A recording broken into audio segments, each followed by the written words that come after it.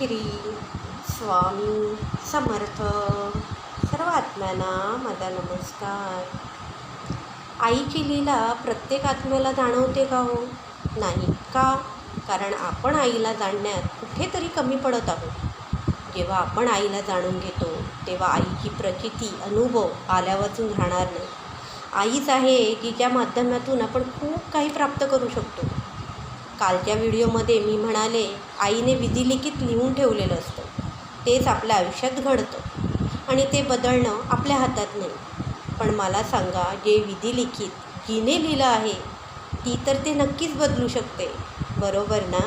मग मला सांगा, जरी आपल्या आयुष्यात काही प्रसंग असे आले जे आपल्यासाठी अयोग्य आहेत पण आईसाठी योग्य, आणि त्यानंतर देखील जर आपण आईची साधना केली, नामस्मरण केलं, आईच्या चरणात प्रार्थना केली किंवा एखाद्या लेकरासारखी तिला साथ घातली, तर आई आपल्याला जे अयोग्य आहे ते ती आपल्याला योग्य करून देऊ शकते की. पण हो, यासाठी स्वार्थी भाव, अहंकार म्हणजेच कोणतीही दांभिक भक्ती चालणार नाही. त्यासाठी फक्त निर्मळ मन, स्वच्छ भाव, प्रामाणिकपणा आणि माणुसकी धर्माला शोभेल अशी वर्तणूक. मग बघा, आपली आई आपल्या लेकरासाठी जे अशक्य आहे ते शक्य करते.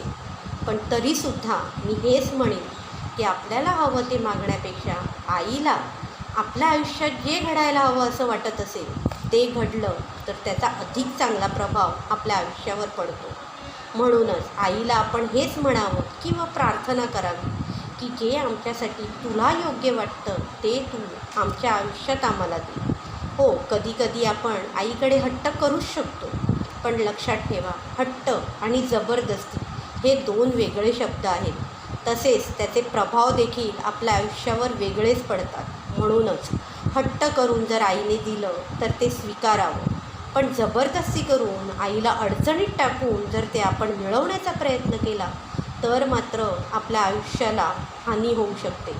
म्हणूनच जे आईने आपल्या पदरात घातलं आहे ते स्वीकारून त्यात गोडवा शोधण्याचा आपण प्रयत्न केला तर आपलं आयुष्य साखरेसारखं काय, मधासारखं गोड होईल, जेणेकरून ते आपण कितीही खाल्लं तरी त्याचा प्रभाव आपल्या आयुष्यावर चांगलाच होईल. पण हो, कोणतीही गोष्ट असू द्या, खाण्याची किंवा आपल्या भौतिक आयुष्याची अतिरेक करणं चुकीचंच आहे. श्री स्वामी समर्थ.